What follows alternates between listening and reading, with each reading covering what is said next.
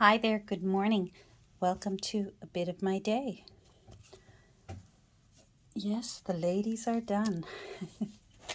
The ladies are done, and look at all that. Isn't that pretty?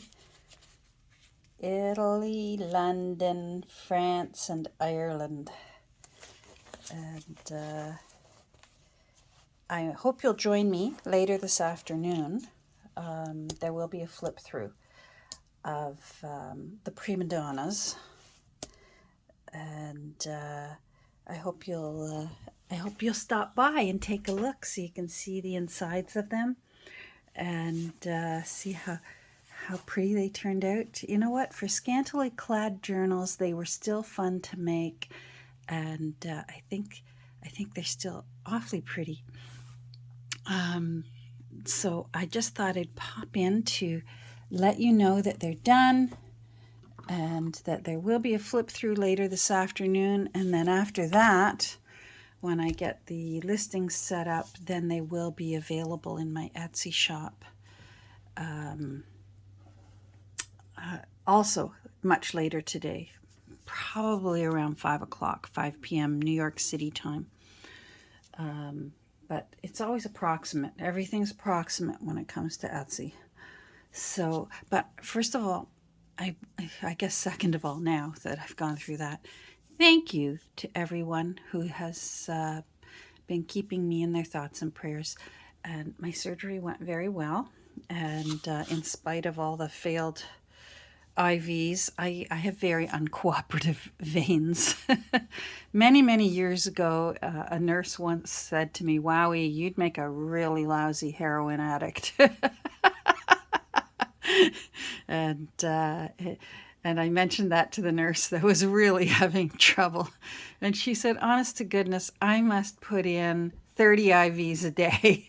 And I said, "It's okay." I said, "It's the story of my life. I'm used to it now." I said, "Keep going, you'll get it." And she did. She finally got one in here, right in here somewhere. I don't know if you can see the bruise. I take a few days to bruise. I'm a slow bruiser.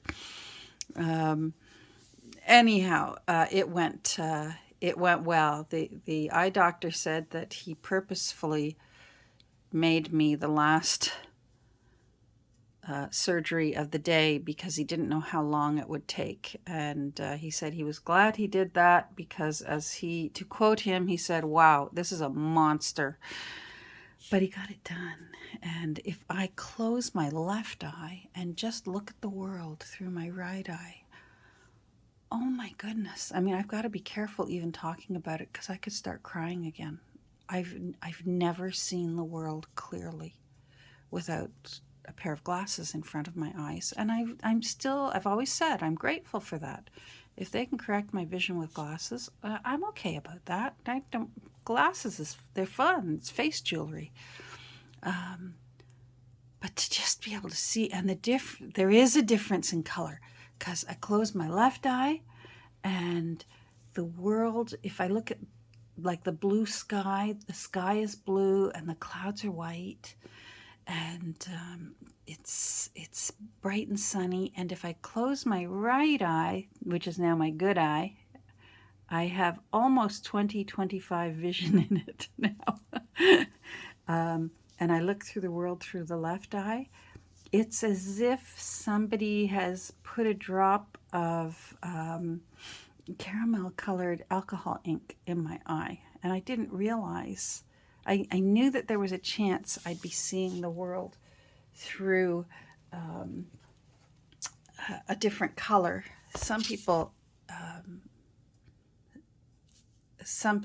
experience it differently. My husband said his was sort of a grayish color, and my brother said that he didn't realize that the world had a bit of a brown tinge to it. And for me, it was definitely, and I'm not surprised, sort of an ivory yellow tinge, almost this color. The color of this book is how right now my left eye is seeing things.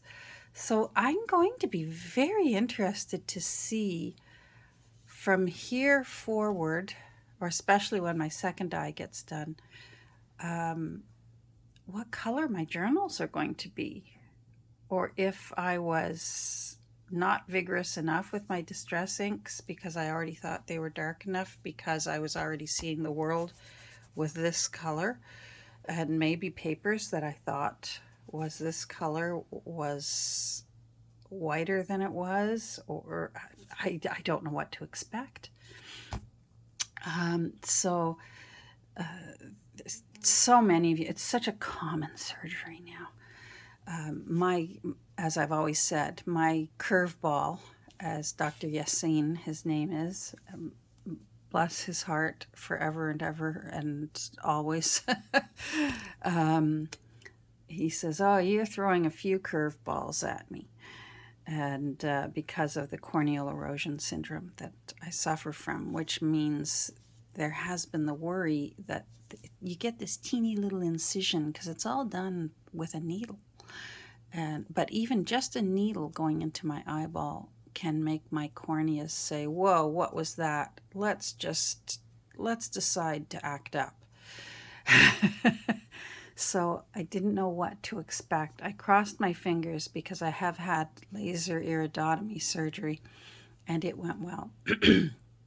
So, and yay, it went well. So, so far, and knock on wood, that part went well too. So, and as it turns out, he says, "I didn't explain your glaucoma to you very well because I've always had angle closure glaucoma, which is the kind that needs iridotomy surgery. And sometimes it needs to be repeated." But he said there's also open angle glaucoma. That's the kind that needs the drops. And he said, right now, because of your cataracts, you have both kinds of glaucoma. Oh my goodness, like, come on, eyeballs. Anyhow, so, because I said to him, I said, "Please, do I always have to be on these drops for the rest of my life? They're horrible." And he said, "I'm really hoping once the cataracts are out, because they're so thick, they're taking up room inside your eyeball." And he said, "And I have a distinct feeling that because they've moved in, that's what's causing the pressure inside your eyeball." And he said, "I have a feeling when we get both cataracts out and we check your pressures again, they're going to be back to a more reasonable level." And so fingers crossed for that. That would be fantastic. So anyhow, I did a tiny little bit of thrifting actually before Thursday's eyeball surgery. And this was all I found, but it's a cute little book. According to Abe Books, it was published sometime in the 20s, which doesn't surprise me because the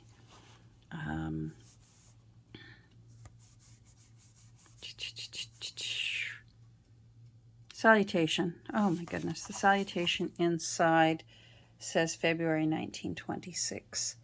But according to Abe Books, these, even though there's no date inside, and there's several editions, this is the 17th edition, and they were all done in the 20s, and so I have a feeling that this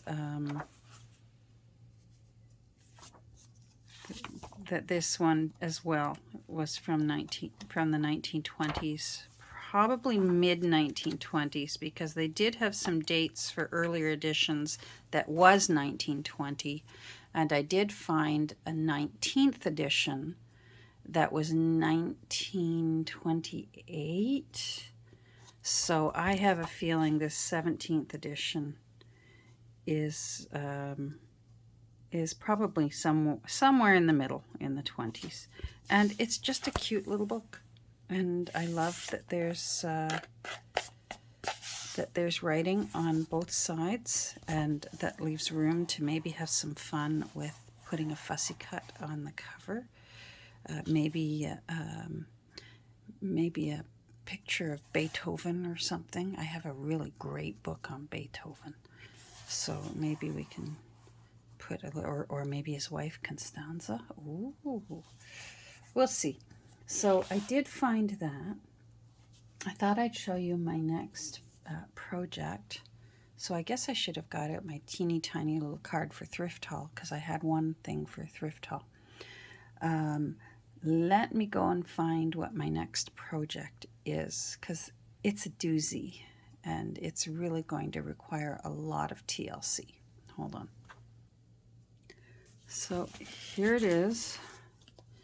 Now, oh boy, it's falling apart as we speak.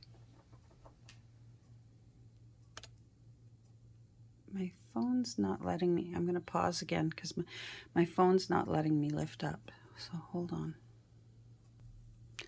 There we go.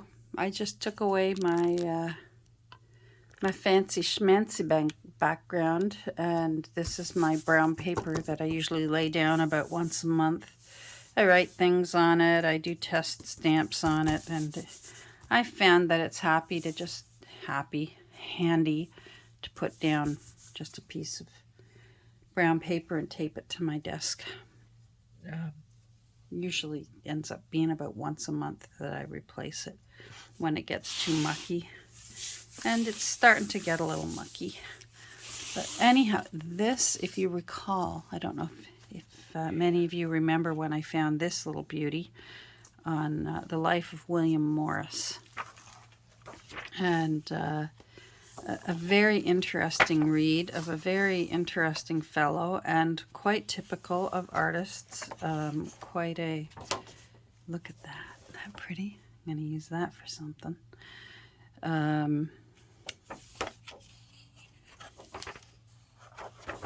It's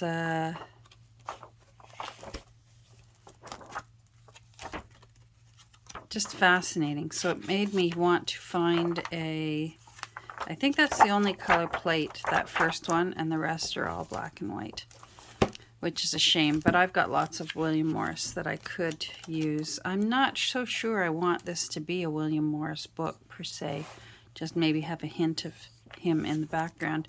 And he did so much more than his patterns, because he did artwork in general. He did designs for stained glass windows, that sort of thing. And as I was watching this documentary on his life, rather than attempt to read through this book, oh, and let's take a look at it, shall we? Look at the condition of this book. There. Yes, it's in two pieces, probably three if I push my luck. It's except for this band here, it would completely fall apart. The text block is in several pieces. There's one piece. There's another piece. Oh, there's another piece. It's this has been a well-loved book, and it's no wonder it was going to be pitched when it gets to this point. I think the spine, I as much as I love to save a spine, I don't think there's any saving this spine. Anyhow, as I was watching the documentary on William Morris's life and getting to know this person, because I really didn't know much about him, I learned that his friend was Dante Rosetti. Sounds familiar, famous painter. And I started, of course, it started talking about Rosetti and the paintings that he would be working on while Morris was working on his artistic endeavors and that. And various paintings of Rosetti's kept coming up. And sure enough, guess who was showing up? My beloved Proserpine, who I love, my junk journal from Anna from Made by Grenath. go visit her website if you want to see some beautiful journals. I just love this book. Anyhow, but I was looking, he had several versions, as artists do, of this character from a book. But I noticed something interesting is when they were showing photos of William Morris's wife,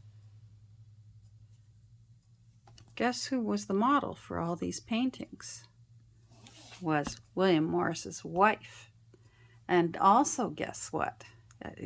You know what? They say the times are changing. Some things never change. Apparently, as soon as William Morris and his wife got married, she immediately fell in love with Rosetti, and apparently they had a lifelong affair. But apparently, William Morris really wasn't bothered by it because he was so enthralled with the work that he was doing, and all three of them just got along. And he was quite happy to let those two have their thing, and the three of them apparently were quite all right about it. So, such is life. Anyhow, so this book, I'm going to see what I can do about getting off the glue from the tape that someone attempted to fix this book. It looks like they glued fabric down and then painted the fabric a close color to the cover, which is sort of a teal color. And so I'm hoping to be able to remove this, because you can see under here, this is white. And that's why I think they painted it. I think they painted this. And that's the actual color of the fabric that they used, that it wasn't tape. It wasn't book tape. Like you can get fabric book tape. Here's some fabric book tape in black. And I thought, wow, they found teal fabric book tape. No, it's fabric that got glued on and painted, or painted and then glued. I don't know, because that's, and they certainly didn't mind covering up the title that was there, which is a shame, because I could have at least still used that. Oh well, what I'm going to have to do is, and I don't mind, I'm going to make a new spine for it. And I'm going to make it a bit smaller, because this is a humdinger of a book, but it's so wonderful and grungy. And it will really lend itself well to being a naked journal, because I've got 7 more weeks until I'm really going to have clear vision. Right now it's almost, and I don't want to complain because I've got 20/20 vision in one eye, but because of that, my 2 eyes are fighting each other, because my left eye, my prescription for my left eye is almost plus 600.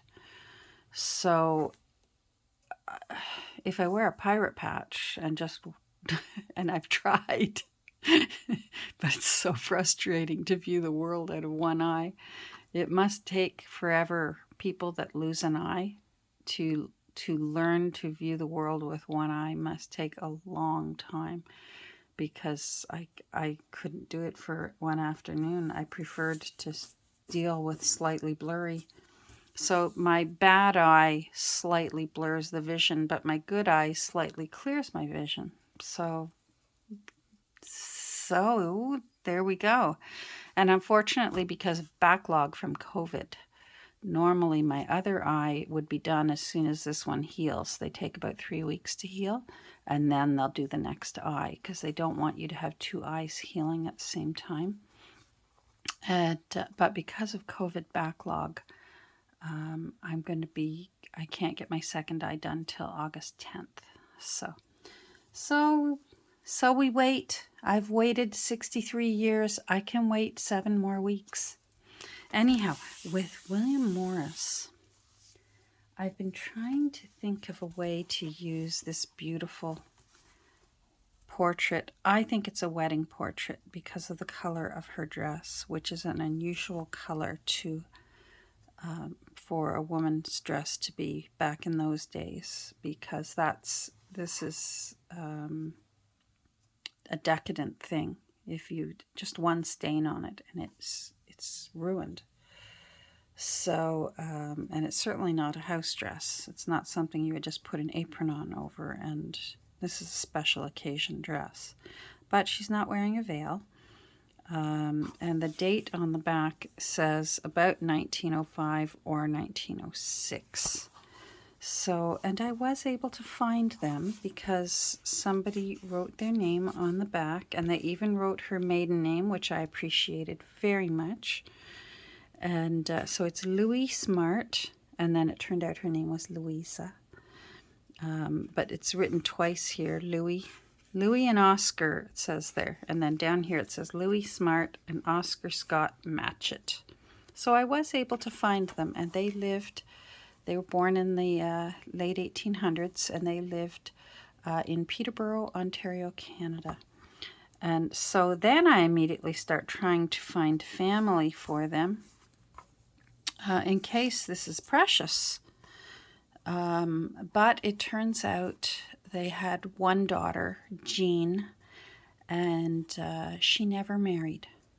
So that explains how this ended up in either an estate sale or an antique shop, or sadly, I'm grateful, but someone gave this to me, generously gave this to me, and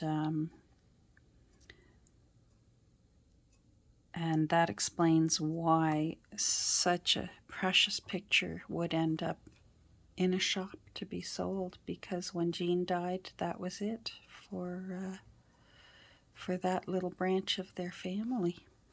So I want to find a way to put them on the cover, but I want it to be either hinged or removable, which I did at Christmas time. I had a removable front cover so that we can still see this, which I love, and so that we can still see this, which I love. So I have some thoughts in mind, and I'm not going to say quite yet what they're going to be. But it's not my plan right now to get into this. I simply wanted to pop on, say hi, and say a profound thank you to everyone. Thank you so much. Obviously, those good vibes did their job, and my eye is feeling much better. And it's still a little bit weird feeling. I can still see, you see a dark letter C on the one side of your eyeball, just out of the corner of your eye, as they say. And apparently that's actually your eye seeing the microscopic incision that they use. Your eye can literally see it until it heals, and it can take a little while for that to heal, but it will disappear. Anyhow, so a great big thank you to everyone. And then also, I just wanted to let you know I did not fall off the face of the earth. I am fine, better than fine. And that the ladies, what my next project will be, and it's going to be a challenge. And yes, Nancy, give me the name of that fabulous Frankenstein book that you're working on right now. I'd love to see if I can find out who was the owner of that book, and who maybe was the one who tried to do that fix-up job on it. It's magnificent. I drooled when you showed that book. I thought, oh, I want that book. Anyhow, so I hope you'll join me later this afternoon, and we can have a flip through together of all the ladies. They're underneath there. I just put cards on top. Where's Carolina? There she is. And there's Nellie. She's under there. we can have a flip through and take a look at all the ladies in all their beauty. And then again, if you're interested, probably around 5 o'clock, they'll show up in my Etsy shop, and maybe you can go over and take a look. So take care. I'll talk to you very soon, in a couple hours. And in the meantime, have a great rest of your day. Take care. Bye.